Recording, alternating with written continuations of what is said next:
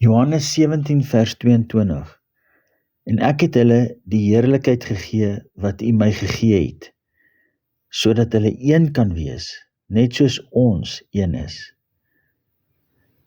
Wil nie jou godsdienstige babbel bars nie, maar hoor hierdie goeie nuus in Jesus se gebed.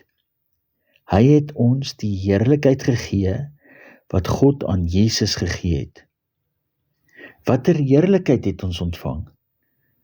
Vandat Jesus bewustheid in sy kinderjare begin beleef het, het hy geluister na Maria en Josef se gesprekke met hom oor hoe hy in sy toekoms 'n baie spesiale tipe taak vir God sou doen as 'n tipe verlosser van sy mense eendag. Wel, dit het Jesus op 'n ontdekkingsreis gestuur. Hy het getrou Sabbat bygewoon, die Heilige Skrifte bestudeer en ondersoek omtrent hierdie inligting.